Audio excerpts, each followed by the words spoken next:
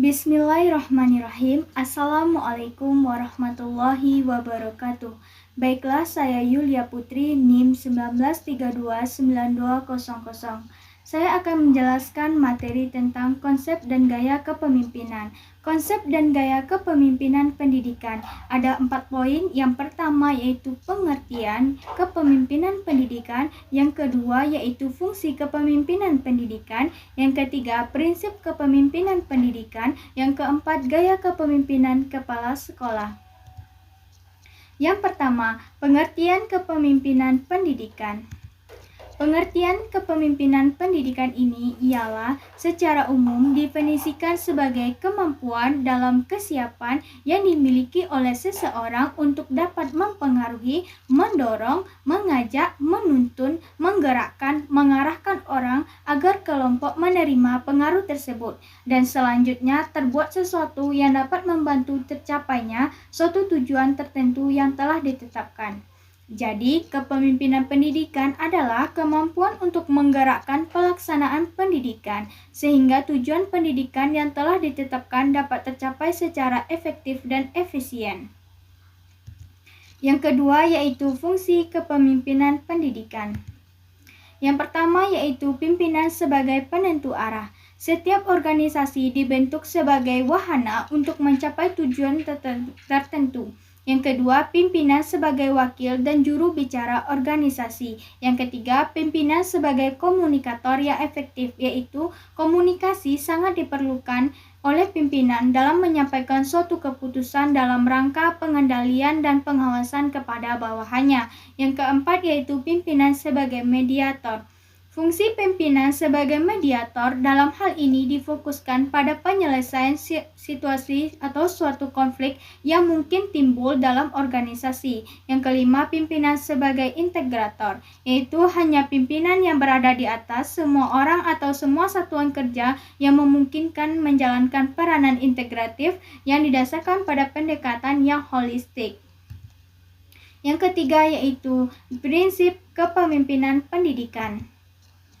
Prinsip kepemimpinan pendidikan ini ada 5. Yang pertama yaitu prinsip pelayanan. Prinsip pelayanan ialah bahwa kepemimpinan sekolah harus menerapkan unsur-unsur pelayanan dalam kegiatan operasional sekolahnya. Yang kedua yaitu prinsip persuasi, yaitu pemimpin dalam menjalankan tugasnya harus memperhatikan situasi dan kondisi setempat demi keberhasilan kepemimpinan yang sedang dan yang akan dilaksanakannya. Yang ketiga yaitu prinsip bimbingan. Pemimpin pendidikan hendaknya membimbing peserta didik ke arah tujuan yang ingin dicapai. Yang keempat, prinsip efisiensi, mengarah pada cara hidup yang ekonomis dengan pengeluaran yang sedikit untuk memperoleh keuntungan yang sebesar-besarnya. Yang kelima yaitu prinsip berkesinambungan, agar pemimpin pendidikan ini diterapkan tidak hanya pada satu waktu saja, tetapi perlu secara terus-menerus.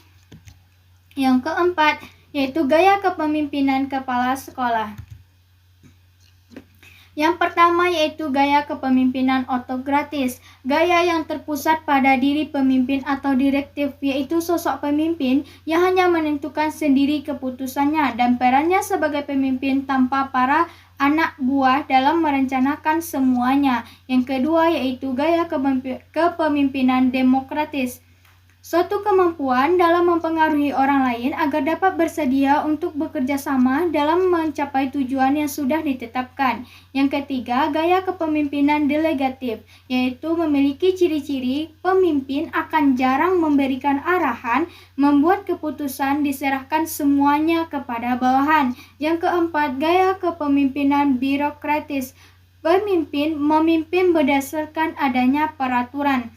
Perilaku memimpin yang ditandai dengan adanya ketetapan pelaksanaan suatu prosedur yang telah berlaku untuk memimpin anak buahnya. Yang kelima yaitu gaya kepemimpinan moralis. Kelebihan dari gaya ini ialah pada umumnya mereka sangat hangat dan sopan untuk semua orang. Mereka mempunyai empati yang tinggi terhadap segala permasalahan daripada bawahannya. Yang keenam, gaya kepemimpinan administratif, yaitu gaya kepemimpinan tipe ini akan terkesan kurang inovatif dan terlalu kaku dalam memandang aturan. Yang ketujuh yaitu gaya kepemimpinan analitis.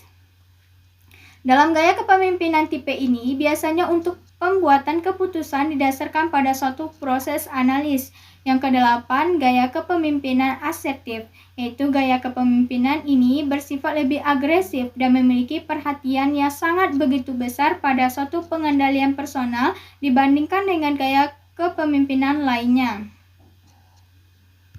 Yang kesembilan, yaitu gaya kepemimpinan entrepreneur. Gaya kepemimpinan ini sangatlah menaruh perhatian pada kekuasaan dan hasil akhir serta kurang mengutamakan untuk kebutuhan atau kerjasama.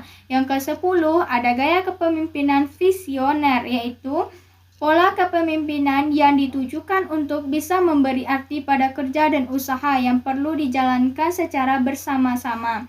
Yang ke-11 ada gaya kepemimpinan situasional, yaitu inti dari teori kepemimpinan situasional ini ialah bahwa suatu gaya kepemimpinan seorang pemimpin akan dapat berbeda-beda, itu tergantung pada tingkat kesiapan para pengikutnya.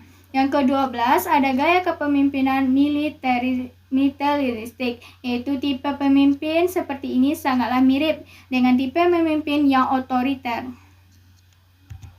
Sekian dari saya materi kali ini, semoga bermanfaat untuk teman-teman semua. Assalamualaikum warahmatullahi wabarakatuh.